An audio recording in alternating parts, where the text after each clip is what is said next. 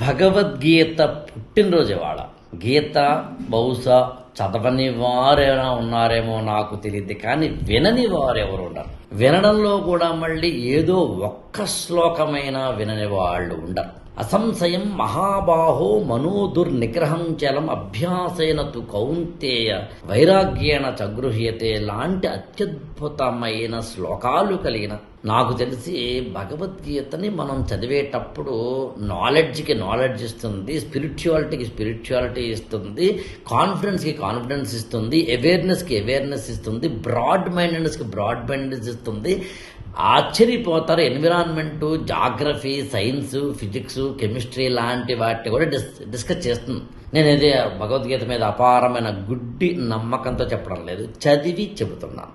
కానీ అలాంటి భగవద్గీత పుట్టినరోజైన ఈ రోజున నేను మీతో ఇలా మాట్లాడుతున్నప్పుడు మా నాన్నగారు రాసిన పుస్తకాన్ని మీకు చూపించడం చాలా ఆనందంగా ఉంది. మా నాన్నగారు తన చివరి రోజుల్లో, బహుశా నాకు తెలిసి ఆయన ఇంకొక 1 yearలో చనిపోవడానికన్నా ముందు రాసింది, తన 73వ ఏట రాసింది, ఆయన జీవితంలో రాసిన ఏకైక పుస్తకం ఏదైనా ఉంది అంటే ఇది ఒకటే. అది కూడా ఆయన 72వ ఏట 71వ ఏట హైదరాబాద్ ఒకసారి వచ్చినప్పుడు, నేను శిల్పకళా వేదికలో ఐఫోకస్ అనే ఒకనొక మీటింగ్కి వెళ్ళినప్పుడు అక్కడి నుంచి ఇంటికి వస్తున్నప్పుడు మా నాన్నగారు ఏమన్నారంటే, నాకు భగవద్గీత మీద పుస్తకం రాయాలనుంది రా.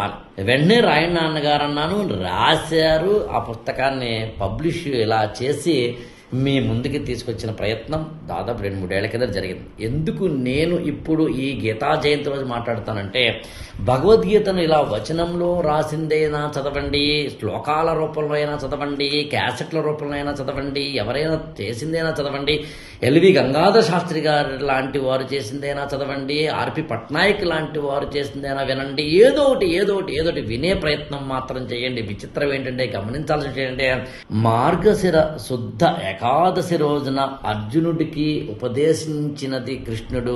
ఒక కురుక్షేత్ర సంగ్రామంలో యుద్ధం ప్రారంభం అవడానికన్నా ముందు ఆ రోజు గీతా జయంతి అని మా నాన్నగారు చెప్పిన ఈ అక్షర మాలిక సాక్షిగా చెబుతున్నాను.